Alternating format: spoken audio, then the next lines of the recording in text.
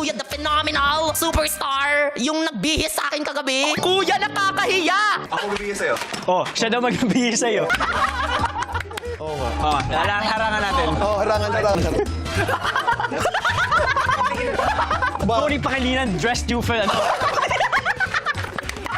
Natutulog na ako ng good night sa'yo lahat to. Sophie. Ay, maraming Nasa likuran. Ay, sorry. Akala ko nasa loob.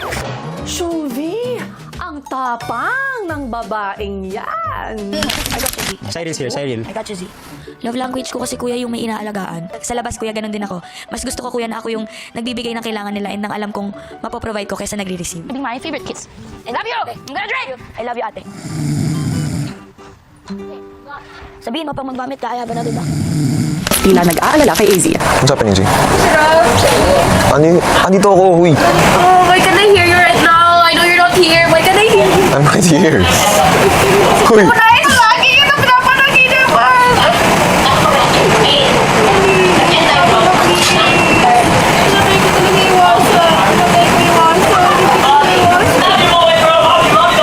Yung setting nito, kuya, nasa pool. Finding Clarice. Yo! Ate Klang. Mo, ano sabi mo? Kuya, hindi nila malalaman kung nasaan ako. Promise. Nagtatago ako dito sa labahan. Kumain mo si Trina, pumunta ka dito. Eh! Starring Clarice de Guzman. Pumaparin ko yung lapel ko. Maligo ako. Ang housemates nilapitan na si Clarice. Hanggang pagilan. Pagilan ka. Okay lang. Ano si lapel? Water wait. That clip. Maya-maya pa ang housemates nagpakwento na kay Clarice. Ayan. Ma-sit muna, mag-rollercoaster tayo ngayon. Paano kayo nag-meet ni Ate Ano Trina? ka namin nag-meet? Yes. Wait lang, tubig muna. Hindi, I love you. Water yan? Pa, Sabay. This is the what? Feeling ko naman sinisave niya lang ako. Kasi nagluluto ako. Hindi! habang si Clarice Napili ko! Wala niya. Napili ko, nasa akin.